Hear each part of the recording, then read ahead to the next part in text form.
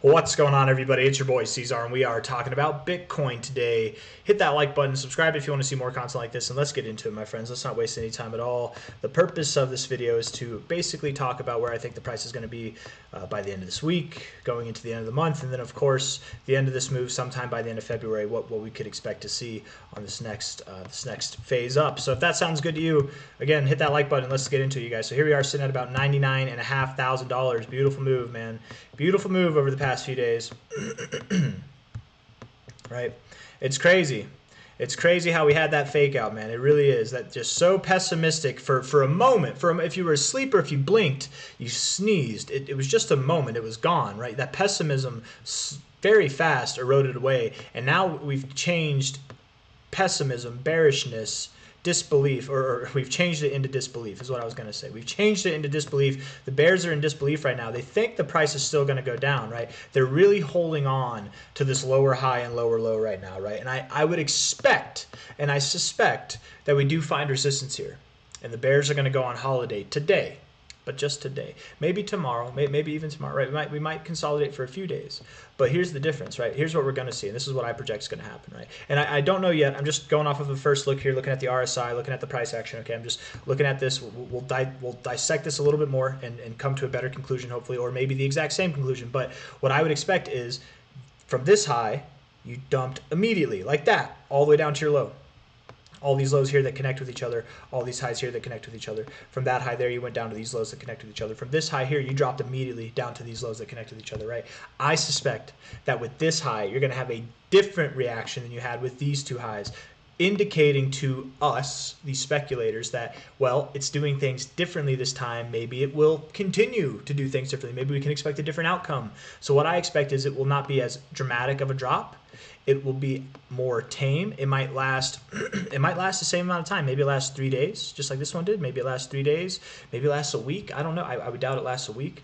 But 3 days is possible. Maybe it lasts 1 day. I don't know. But where we just kind of consolidate in this area.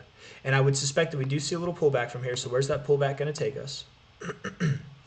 At the lowest, at the absolute lowest that I would expect, Bitcoin would go to about 96K, maybe 95K. But I don't think it goes below that, right? So that's the absolute lowest. It's completely possible Bitcoin finds support at 98K, okay? It doesn't need to go lower than that, but 96 to 95K makes more sense to me personally. I want to look at another fib and just see if that makes sense as well.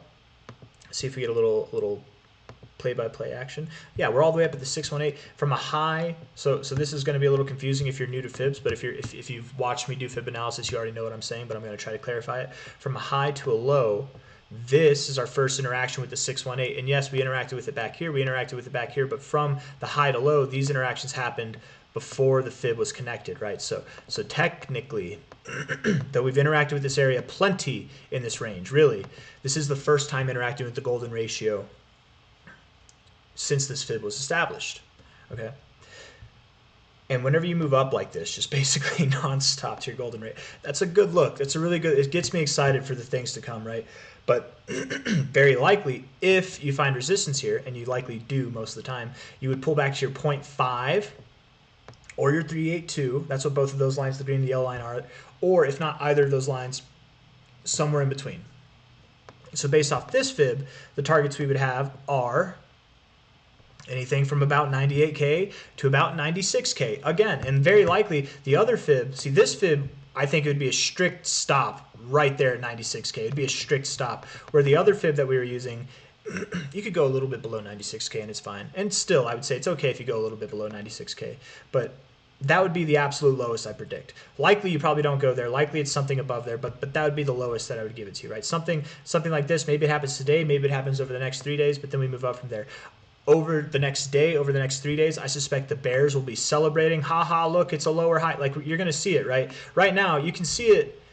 Maybe you can't see it. I don't know. But you will. You know, foresight is a beautiful gift to have. And maybe I'm wrong. Maybe I'm assuming wrong. And we'll kind of dissect that again with these shorter term time frames. But I do expect that over the next couple of days, you'll probably see the bears come out of their caves on X.com. You'll see Nicholas Mervin talking about how the bear cycle's in full effect, right? Stuff like that, because it'll look bearish with this rejection off of these highs and these lows. But really, what we have here is, I don't think it's going to be a rejection. I think it's just a consolidation before the breakout. And really, what we have, really what this move is, you guys, is a very effective move indeed. A very beautiful bounce on what was a fake out, right? The bears are in disbelief, and this is what I mean, man. We had it. You had it. You had the breakout.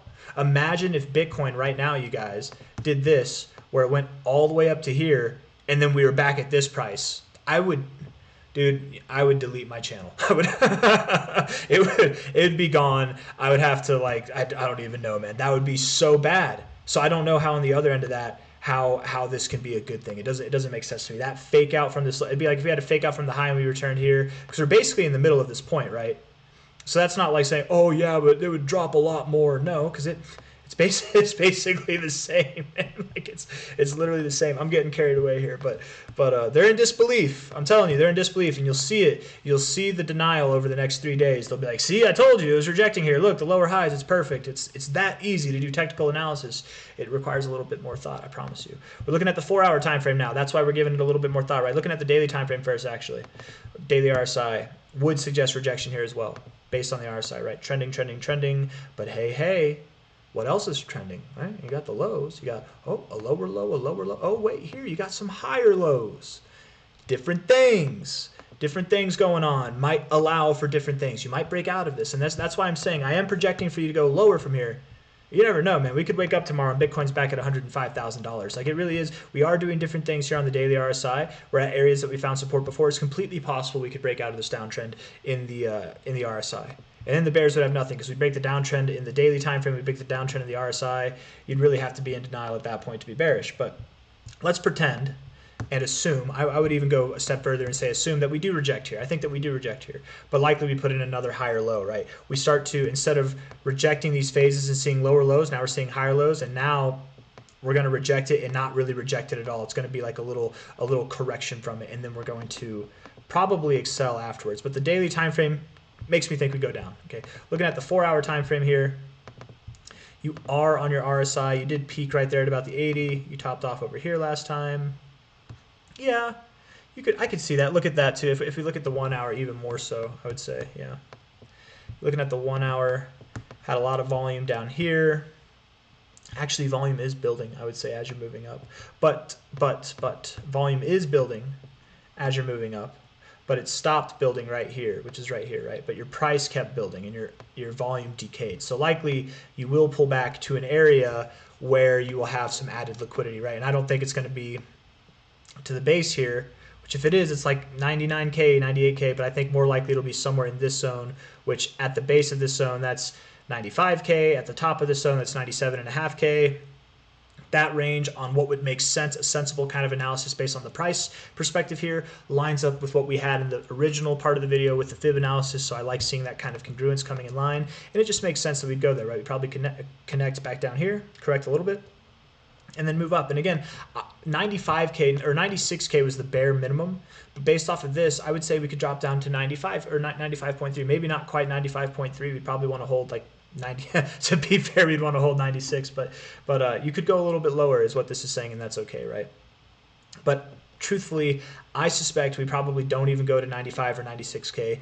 I think we might bounce off of 97, 98K and then move higher. And I suspect that today will be a red day. If it's not just today, it'll be today, tomorrow, and the next day.